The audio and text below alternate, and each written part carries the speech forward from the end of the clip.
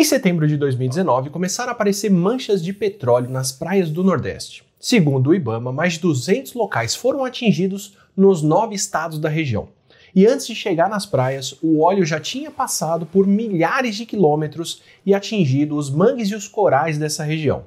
Enquanto o secretário da Pesca da época afirmava que peixe é um bicho inteligente e que ele foge do óleo. Os pesquisadores estimam que os riscos para a biodiversidade e para a saúde humana são enormes e podem levar décadas para se recuperar. Esse caso do petróleo nas praias mostra a ponta do iceberg da poluição que nós estamos despejando nos mares. Apesar de serem tão grandes, os mares e os oceanos sofrem cada vez mais com os impactos da nossa ação no planeta, e é por isso que nesse episódio dessa série especial sobre meio ambiente e sustentabilidade, a gente vai falar sobre poluição marinha.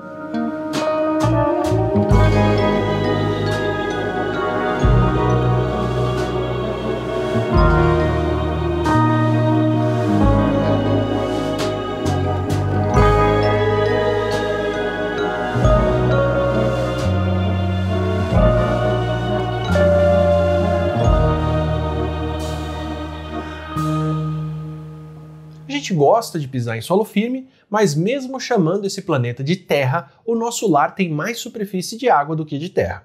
Cerca de 70% da Terra é coberta por água salgada, tanto que foi descrito pelo Carl Sagan como um pálido ponto azul visto do espaço naquela fotografia tirada em 1990 pela sonda Voyager. Essa composição aparece também na nossa cultura. Os mares e os oceanos são imensos e já tiveram significados sagrados ou místicos ao longo da história humana. É neles que está 97% da água do mundo e alguns dos ecossistemas mais diversos do nosso planeta, como as algas marinhas que fazem grande parte do oxigênio da atmosfera, que a gente respira.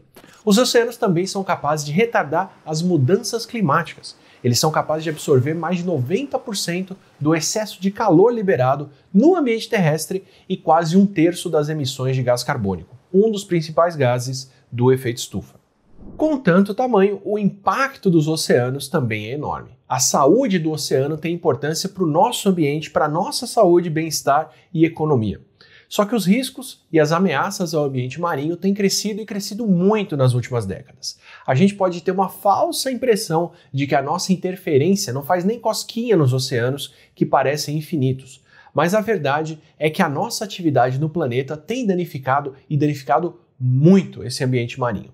A poluição marinha tem uma mistura de metais tóxicos, plásticos, produtos químicos, petróleo, lixo urbano, lixo industrial, pesticidas, fertilizantes, esgoto, entre outros.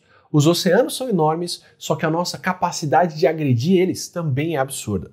E mais de 80% da poluição dos oceanos vem do continente, ou seja, 4 em cada 5 poluentes que a gente encontra no mar foram produzidos em terra firme e transportados por rios ou pela atmosfera. Também pela atmosfera mesmo, porque isso pode acontecer até com os metais pesados. A principal fonte do metal mercúrio no oceano é a queima de carvão mineral, seguido da mineração de ouro em pequena escala, como é o caso do garimpo ilegal na Amazônia. Sim, a queima de carvão joga mercúrio no mar, porque o mercúrio que está dentro do carvão é liberado como um gás junto da fumaça quando ele queima. E esse mercúrio pode viajar por distâncias bem longas até chover e aí vai pelos rios, lagos e para os oceanos.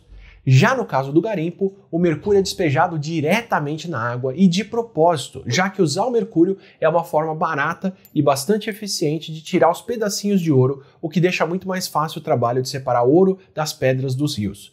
Isso porque o mercúrio funciona como se fosse um tipo de ímã que atrai os pedacinhos do ouro em blocos maiores chamados de amálgamas. Esse mercúrio todo é um problema.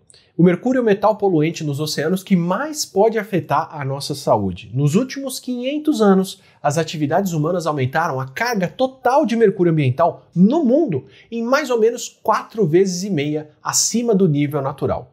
Por volta de 1/3 disso veio das atividades humanas recentes. E cerca de 60% do mercúrio que ainda circula no ambiente hoje vem de fontes humanas do passado, como a mineração de prata nas antigas colônias espanholas aqui nas Américas, que é o chamado mercúrio legado. Só os 10% restantes são mercúrio de fontes naturais, como a erupção de vulcões. A nossa exposição a esse mercúrio acontece principalmente pelo consumo de peixes e de mamíferos marinhos contaminados. E essa contaminação acontece porque o mercúrio na água acaba reagindo com micro-organismos e forma um derivado que é muito mais perigoso e muito mais tóxico, que é o metilmercúrio. O problema do metilmercúrio é que ele é absorvido rapidamente, só que a gente praticamente não consegue processar e jogar ele para fora do corpo. Ele se acumula permanentemente no nosso organismo. O que quer dizer que esse mercúrio pode se acumular ainda mais entre os animais que comem outros animais, que vão acumular não só o mercúrio da água, mas também incorporam o mercúrio que tinha no próprio alimento. Então, um peixe carnívoro, como o pirarucu, pode ter no seu organismo todo o mercúrio que tinha no corpo de todos os peixes que ele comeu a vida toda. Com isso, os predadores da vida aquática e da vida marinha podem acumular metilmercúrio nos seus tecidos em taxas mais de 10 milhões de vezes maiores do que o que tem na água onde eles vivem. Um problema que acaba se tornando muito mais grave para os povos que se alimentam desse tipo de predador, como povos ribeirinhos no Brasil e inuits na América do Norte. Entre esses povos, como em alguns grupos indígenas no Brasil, até o leite das mães pode ter níveis tóxicos de mercúrio para os seus bebês. E o metilmercúrio não é o único composto com o perigo de ser bioacumulado dessa forma. Isso também pode acontecer com os componentes do petróleo, por exemplo. Derramamentos de petróleo têm sido cada vez mais comuns conforme a nossa demanda por ele aumenta.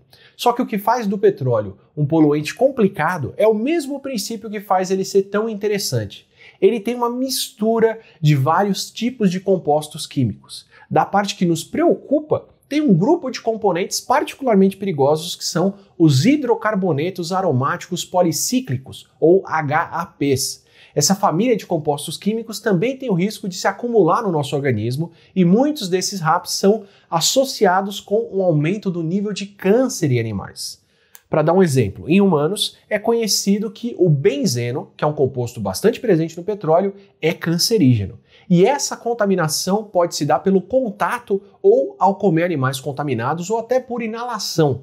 E além dos poluentes químicos, o próprio petróleo bruto também pode causar problemas por causa das suas propriedades físicas. Quando acontece um derramamento de petróleo no mar, as manchas de óleo na superfície podem limitar as trocas gasosas da atmosfera com o oceano, além de reduzir a quantidade de luz que entra na água, o que acaba impedindo que organismos oceânicos, como as algas, façam fotossíntese. Sem luz, esses seres não conseguem produzir energia e aí acabam morrendo. E por serem organismos que produzem o seu próprio alimento, as algas estão na base de quase todas as cadeias alimentares marinhas, o que vai acabar afetando todo o ecossistema. Além da poluição química e física, também tem um outro tipo de poluição que a gente nem se dá conta, que é a poluição sonora. Se você já teve um aquário, deve ter percebido quantos peixes ficam incomodados com cutucões ou com esbarrões no vidro. Agora imagina o que é o barulho e a vibração na água que são causados pelo motor de navios, por máquinas de perfuração de plataformas, por vários tipos de sonares militares e outros sons, tudo ao mesmo tempo. E o pior, alguns deles, como sonares ou detonações para exploração sísmica, podem ser mais de 1 milhão de vezes mais altos do que qualquer coisa viva pode produzir. Exploração sísmica é o uso de detonações, explosões mesmo, com ar comprimido ou explosivos, para captar vibrações que voltam e usar isso para mapear o fundo do oceano atrás de petróleo ou gás. O nome vem do fato da técnica usar pequenos terremotos para poder captar as vibrações de volta. Só que como a água é bem menos comprimível do que o ar, essas vibrações no mar podem ir muito mais longe e carregar muito mais energia do que a gente pensa com o som aqui no ar, o que pode matar organismos ao redor e espalhar um barulho absurdo que é capaz de causar surdez e hemorragia em baleias a muitos quilômetros de distância. A Organização Mundial da Saúde reconheceu que os ruídos que nós causamos são um poluente global, o que inclui os oceanos que estão ficando cada vez mais barulhentos. Tem cerca de 170 mil espécies de invertebrados marinhos multicelulares e 20 mil espécies de peixes marinhos que nós conhecemos. Todos os peixes estudados até agora são capazes de ouvir sons e cada vez mais invertebrados que nós descobrimos são capazes de detectar som ou vibração e responder a sinais acústicos. Os peixes são animais muito acústicos. Eles usam o som para poder perceber o seu ambiente, para se acasalar, para se comunicar e para evitar predadores. E esse ruído todo que a gente cria impacta nesses comportamentos. o que pode reduzir as populações que, de repente, descobrem menos parceiros que poderiam, se acasalam menos ou não percebem os predadores ao redor. E esses sons poderiam até explicar por que tem encalhamento de baleias cada vez mais frequentes.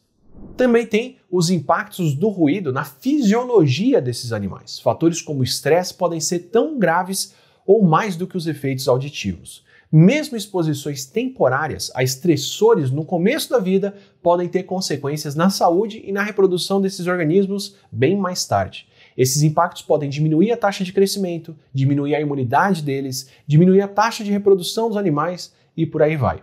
E é claro que a gente não podia deixar de lado um dos maiores problemas de resíduos sólidos do mundo, mas principalmente dos oceanos, que são os plásticos. O lixo plástico é um problema relativamente novo, que se tornou grave nas últimas décadas, mas é um problema absurdo.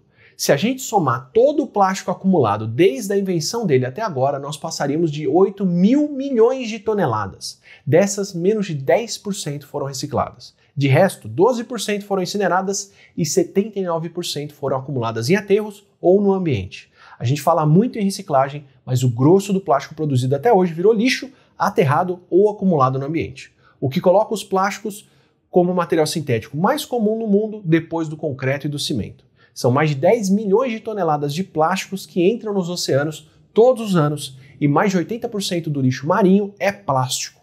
Atualmente o mundo consome mais de 320 milhões de toneladas de plástico por ano. Isso faz com que só na última década a gente tenha produzido mais plástico do que todo o período anterior da humanidade desde a descoberta dele. E nem todos os plásticos são igualmente problemáticos. Pesquisas de lixo nas praias, dos oceanos e dos rios mostram que alguns plásticos entram no meio ambiente de maneira muito mais fácil do que outros. Cerca de metade do que é encontrado por essas pesquisas de praias são plásticos de uso único, como talheres e pratos descartáveis, isopor, canudo e sacolas. São itens que foram criados para serem usados e em seguida descartados. São produtos muito usados, eles são difíceis de reciclar, são descartáveis e muitas vezes são feitos de polímeros plásticos de baixa densidade. Isso quer dizer que eles flutuam na água. Ou seja, mesmo se forem jogados numa rua, podem acabar sendo levados pelos rios, pelas chuvas e vão para onde? No mar. Quando chega no ambiente marinho, esse plástico flutuante pode ser transportado por correntes e por ventos superficiais e ser levado para alto mar até entrar nas correntes marinhas. E dependendo das correntes, muito plástico pode se acumular no mar. Uma zona de acumulação desse plástico flutuante foi identificada na parte leste do giro subtropical do Pacífico Norte, que fica entre a Califórnia e o Havaí.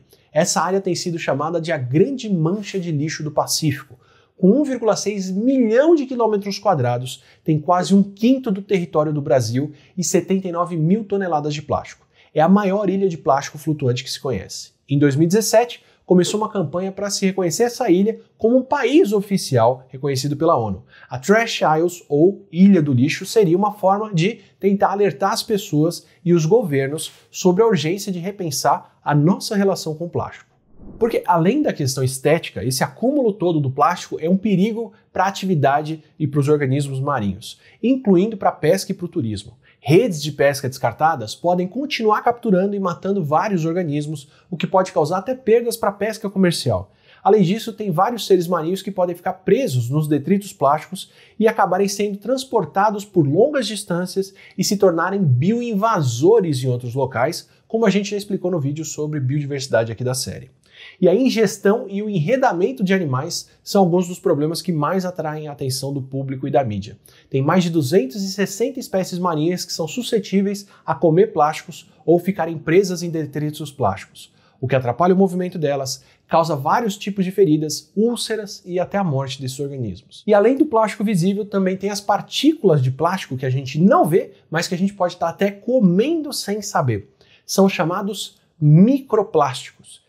Já que uma das propriedades que faz o plástico ser tão importante, tão economicamente importante, é que ele é durável. Só que na natureza, essa durabilidade quer dizer que ele não se degrada e persiste indefinidamente, mesmo que em pedaços cada vez menores. As partículas de microplástico têm aumentado nos oceanos desde o final do século XX e são encontradas em praias do mundo todo hoje em dia. A maioria é produzida pelo desgaste natural e pela fragmentação dos pedaços de plásticos maiores, ou até pela lavagem de roupas de tecidos como poliéster, acrílico, nylon e outras fibras sintéticas. E também tem os microplásticos que são fabricados, que são feitos na forma de bolinhas microscópicas de alguns tipos de plástico, como o poliestireno, de meio a 500 micrômetros de diâmetro. Essas esferas são usadas em vários processos industriais, como a impressão 3D, além de aplicações em produtos médicos humanos e veterinários, como medicamentos e até em cosméticos, como creme dental, produtos de skincare e protetor solar. E esse microplástico é fabricado e liberado para o meio ambiente a partir dos produtos. Eles acabam entrando nos oceanos por conta do esgoto e até da lavagem direta de cosméticos e protetores solares da pele de quem está na praia.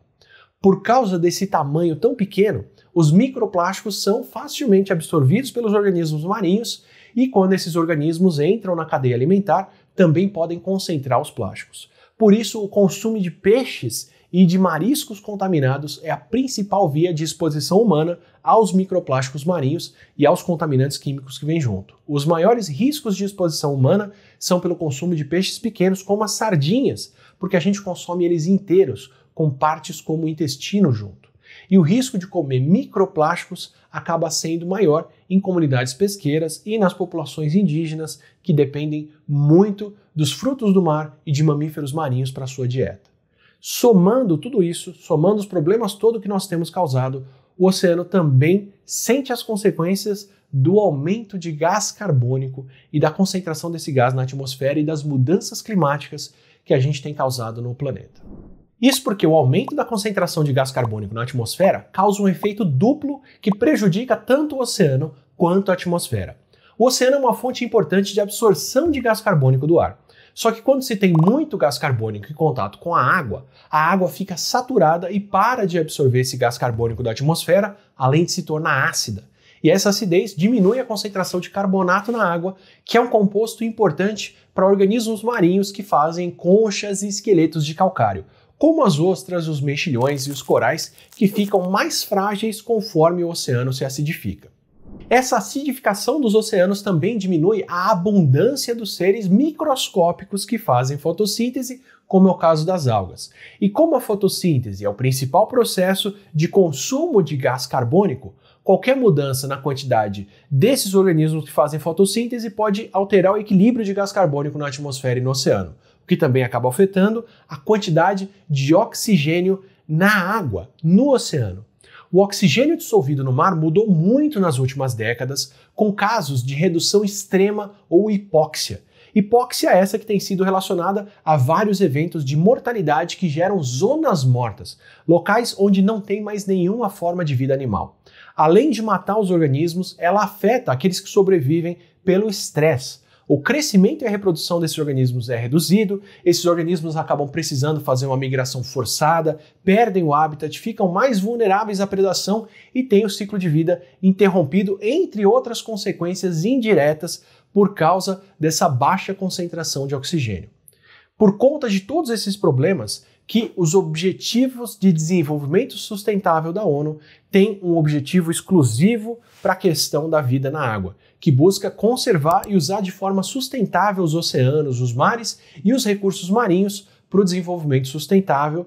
E para isso, a sua primeira meta é de até 2025 prevenir e reduzir significativamente a poluição marinha de todos os tipos, especialmente a advinda de atividades terrestres, incluindo detritos marinhos e a poluição por nutrientes. E a saúde do oceano também depende do cumprimento de outros objetivos, como o objetivo de água potável e saneamento, com uma melhora do sistema de tratamento de esgoto, que também joga poluentes nos oceanos, o objetivo de energia limpa e acessível, que vai ajudar a reduzir a dependência da energia com base em carvão e petróleo, o objetivo de ação contra a mudança global do clima, com a redução das emissões de gás carbônico, que tanto aumentam a temperatura quanto acidificam os oceanos.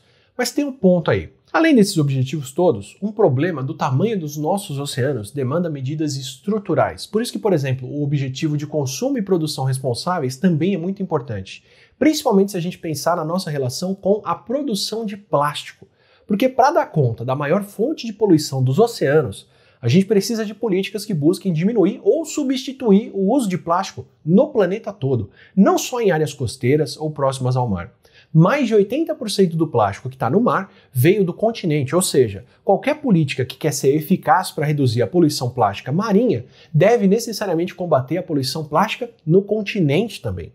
E apesar de várias iniciativas serem muito bem-vindas, como limpeza das praias, limpeza dos oceanos ou até a reciclagem, elas acabam diminuindo o impacto do plástico, mas não afetam a fonte dele, que é uma indústria que produz embalagens e produtos plásticos como os produtos de uso único, sem limites. Por exemplo, aqui no estado de São Paulo, a gente tem uma lei que proíbe a distribuição de canudinhos de plástico em bares e restaurantes desde 2019.